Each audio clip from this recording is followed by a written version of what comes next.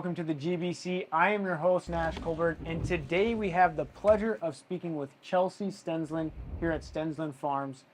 We here at GBC try to look for unique people and unique places that make a large impact, and Stensland Farms is at the top of that list, so we're happy to have you on. Thanks for having us. Yeah, so could you give us the 2-minute version on the history of Stensland, who you are, what you guys do, and how you got to be here? Where we're at. Okay, so Grandpa Art had a dairy farm a long time ago, back in the day. And back then it was a lot of work, a lot of manual labor, and eventually decided to get away from that. And so they went into just the farming and other opportunities there. And when my husband and his twin brother were in high school, they decided to get back into that dairy operation. So they had approached their grandpa and asked about that. And the rest is history. So that was back in 2003 that they started the dairy farm and grew their herd over the years. And eventually in 2015, then we added on the creamery, where we have our production facility today. And then we got into the retail operations with that and some other avenues in Sioux Falls as well. You guys, starting a creamery is, I'm sure, very difficult. Did you guys have some mentors helping you along the way, or how did you navigate those initial struggles? So they were able to find a mentor that could help lay out the creamery itself with a lot of the production equipment, who then also brought in somebody for the cheese making aspect of it.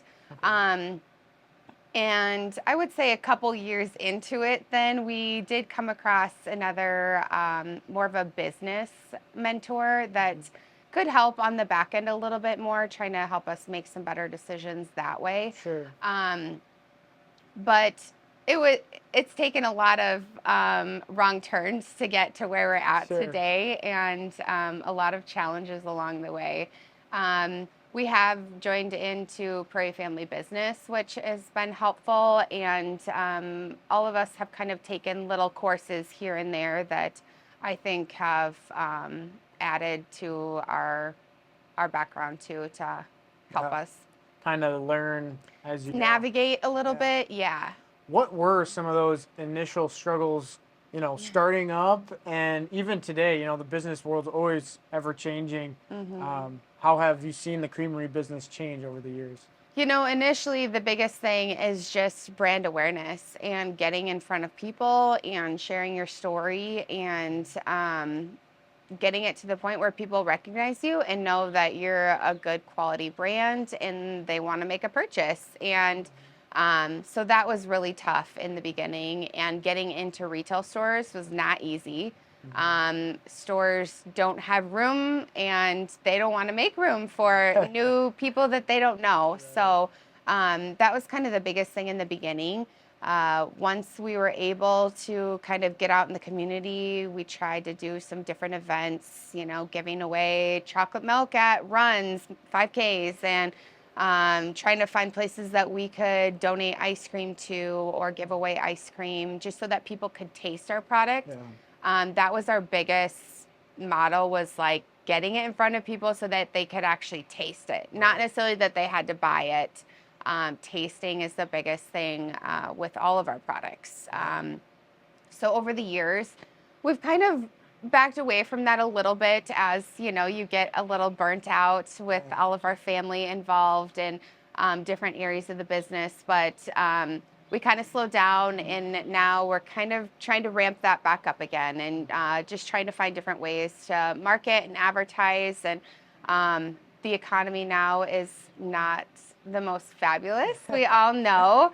And so we can definitely see like things that have slowed down with purchases and with traffic and things like that. So just continuing to find new people in the area, new people that have moved to the area over the last couple years that maybe don't even know who we are, and trying to get them in the store is the biggest thing. And when they come into the store, then they can taste as many ice creams as they want that are in the dipper before they make a purchase. And So we really feel like that is a benefit to us.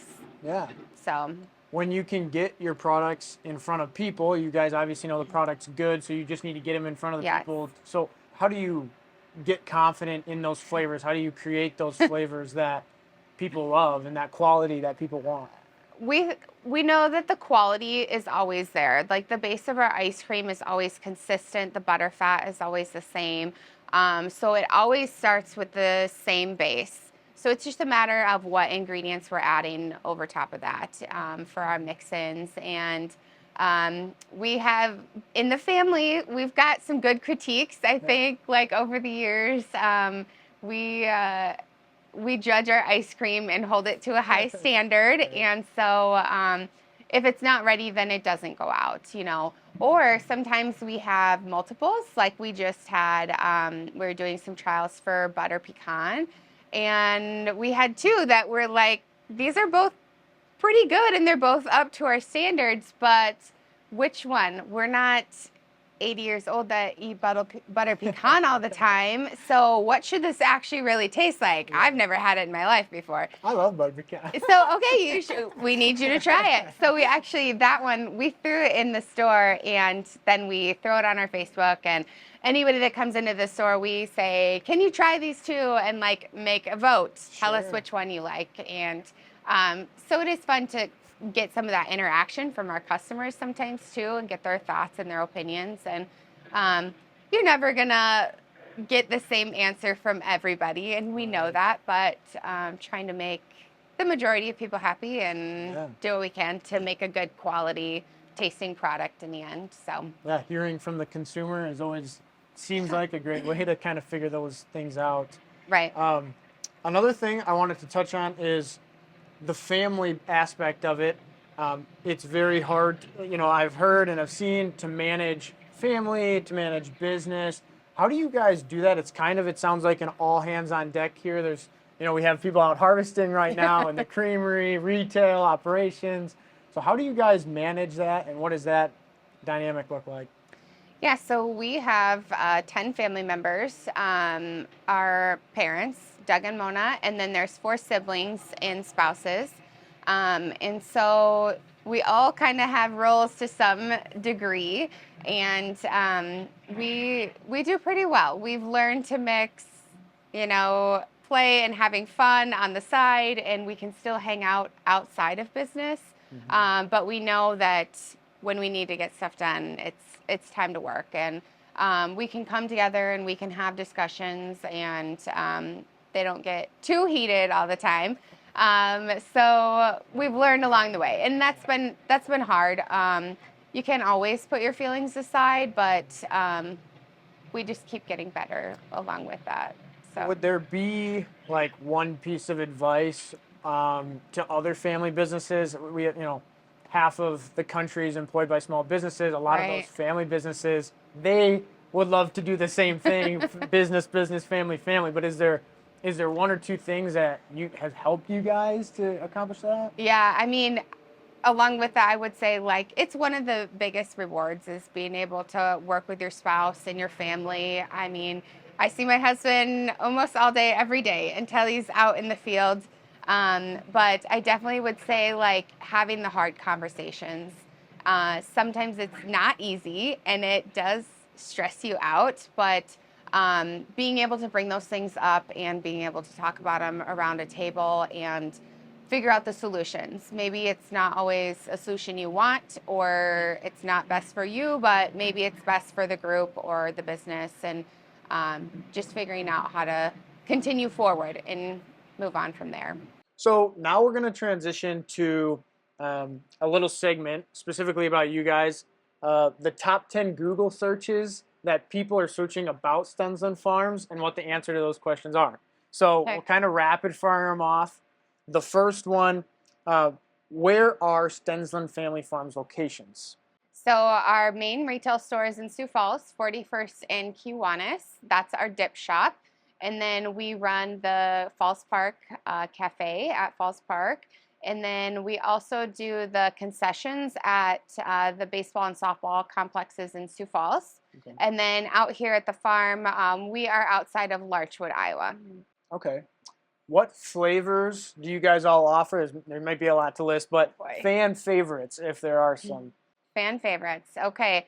Salted caramel pecan, one of our top sellers, as well as gravel travel. That one's peanut butter based ice cream Okay. with Oreos, salt, and caramel in there.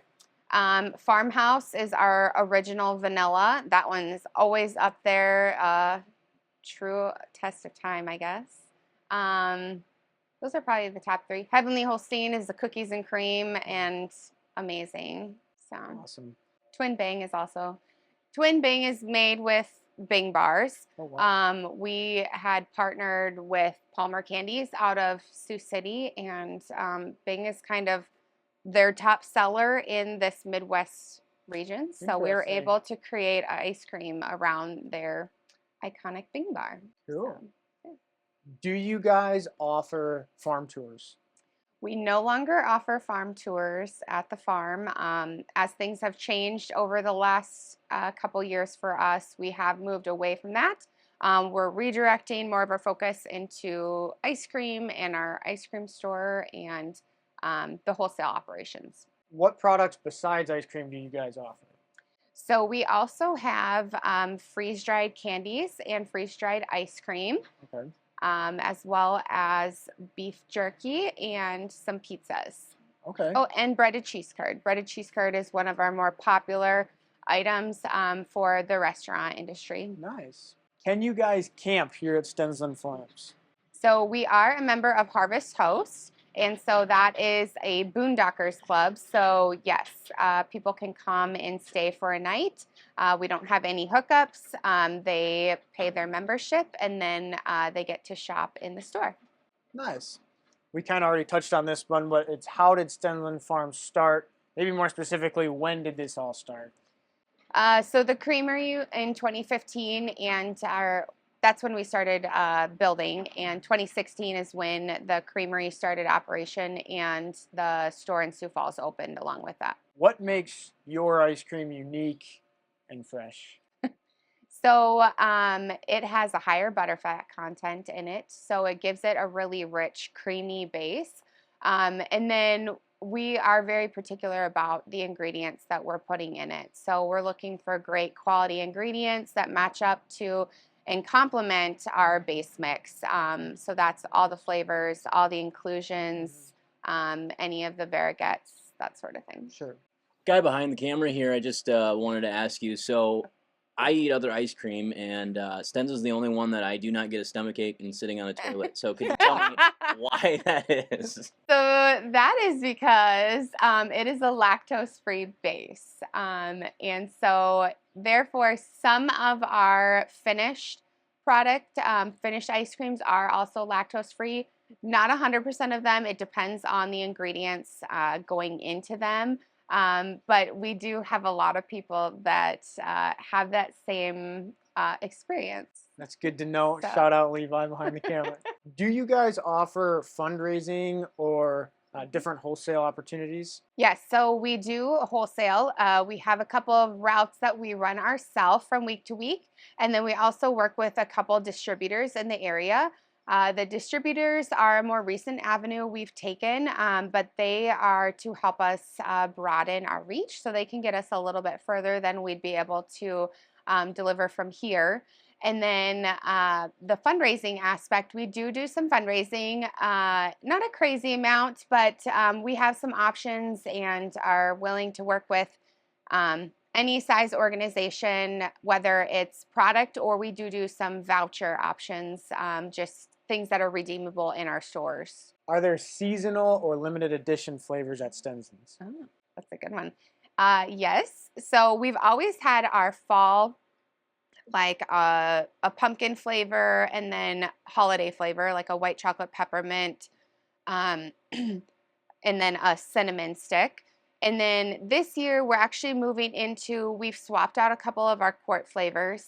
So we recently launched a blueberry cheesecake here in this fall, and a black licorice. Oh, wow. And then in January, actually, we'll have another set of 4 specialty flavors that are only like a limited time edition. And then we'll have another set of 4 that come out for the summer. So Nice. that is a newer thing that we're trying, and just looking to mix it up with what we have in the courts for offerings instead of just our usuals. So. And the last one, what activities can visitors do here at Stensland Farms? So we have a store here on site. It's actually a self-serve store, so we don't staff it. So people are free to come look and purchase here. We have a great patio here that people can sit and enjoy. There's also actually a pizza pizzazz in the store. So people can also cook a pizza while they're here if they would like. And then that is also for the Harvest Host people. So when the Harvest Host guests come, sometimes they don't always have full amenities in whatever type of vehicle they are traveling in. So that's great for them as well. Sweet. Well, that concludes the top 10 Google searches about Stensland Farms. Perfect. How do you guys navigate the retail space, the wholesale space? It's very competitive. How do you guys navigate that? Retail is a challenge. We have had to work our butts off over the years to get into like your Hy-Vees and your Sunshines and Lewis, and then really fight for our shelves. So once we have our shelves, you don't want to give them up. Right. So keeping those stocked and as best we can, working with those managers and creating a relationship with those people. We've got a sales team and Paige that does some customer service that are in there, and you can see all the ice cream in the world, but if you don't know our brand around here, then the chances are you probably are going to pick something else. Mm-hmm. So just making sure over and over that we're getting out in front of the community and branding ourselves as best we can so that people are choosing us over other brands. Yeah. Running sales when we can and trying to work with, like I said, the retail stores and doing the best we can there. Yeah. So the retail and wholesale space is very competitive. To an aspiring entrepreneur or somebody who's already in the space, any pieces of advice that you guys use to kind of keep yourself on top of the game? Some of the things that we've learned and ventured through would be finding a different avenue for selling. Mm-hmm. We are into the TikTok world and selling on a TikTok shop, as well as we have a Shopify platform that we have had for years, but digging deeper into that and working on marketing that sort of thing. So we're looking at a more direct to consumer type avenue, mm-hmm. And pushing more through that space. The other thing is that not always is the competition always have to be your competition. You can look at some ways of merging together or working together on some sort of collaboration type experience as well. And I understand we kind of talked about it being a family business, all hands on deck. You said there were 10. What I understand too is even in that social media aspect, that next generation is kind of helping you guys out with staying on top of the trends and the... Yes, so actually that's our son, Kelton. He is 20, and definitely his area of the social media empire is TikTok, and he gets it, and he's learning the algorithms and how all of that works, and definitely not something our generation would necessarily pick up and be successful at, mm-hmm. Unless we have some other ulterior training or something on that. I don't know. But yeah, he definitely gets it, and he's enjoying it too, which is the other aspect behind it is we don't always love what we do always, but things have to be done. Mm-hmm. And so if we can find somebody specifically for those jobs, that's definitely a benefit to all of us. So maybe a piece of advice to the viewers to maybe, go down that avenue. The the kids, the younger people who are in those platforms know the platforms and can really help your business. On the freeze dried, I know you had touched about it. That's one of the other products you offered, and I understand too. That's kind of more on that TikTok and the social media. How did the freeze dried, ice cream come along? So it's been a couple years now. We started dabbling in it with another person, and eventually kind of shifted off on our own. The candy is everywhere. You can find anybody's freeze-dried candy. But we do still offer that in a couple varieties. And then that's where we really started playing with the ice cream. Obviously, the ice cream is a niche for us. We know it's a great quality product. And so why not freeze that? Yeah. You hear freeze-dried ice cream. Typically, people's response is freeze-dried ice cream is chalky and it's not flavorful and that sort of reaction. So we have taste tested this over and over and, gotten it out, and everybody really loves what we're offering. And so it's the biggest thing. You got to get people to try it. Right. TikTok, that was one of the biggest things. We send it to an influencer, and she's, I think, got 1 million some views on her video of that. And so you look at the small amount that she gets paid to do that, right, versus what our return is on it from those sales. And it's definitely a great avenue. And so more and more, when we're hearing the feedback and hearing the reviews of people really enjoying the product, right, it just is more motivation that we know it's a great product and we need to continue to get it out there. And we know it will sell. Yeah. So we will have your handles below if you guys want to check out their stuff. But what are your handles on TikTok, Instagram, your social medias? We're on Facebook and Instagram at Stensland Family Farms, and TikTok at Stensland Freeze Dried. Okay, sweet. Another thing, a little different transition into the small communities. You're in Iowa, but we're just a few miles from South Dakota, a few miles from Minnesota. Kind of a cool little neat spot. What is it about the rural aspect and these small communities that Stensland and you guys love so much? We love being out here where we're farming.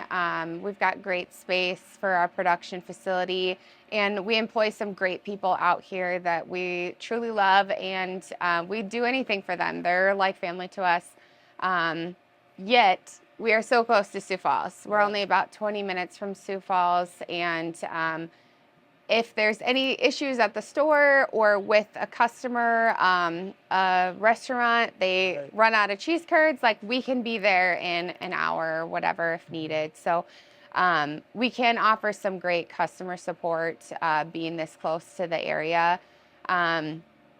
We all love Sioux Falls and obviously haven't left here, any of us, this area. And we try to find some different things that we can work with over the years. We've done a number of stuff with Boys and Girls Club over the years, done some school supply drives and things like that, milk donations when we did milk previously. So that's probably our biggest partner that we work with in that aspect. But we're always finding places for ice cream that need a home, or doing the best we can to support local as well. Yeah, I guess you guys kind of have the best of both worlds, because you support Sioux Falls, so Sioux Falls supports you, but then you also get the rural aspect of out here, and so it's kind of the best of both. Yeah. Well, I hope you enjoyed our conversation here with Chelsea at Stensland Farms. If you guys want to know more about them, their information, their products, we'll have their information down below. Check out our other videos on the GBC, and we'll catch you next time.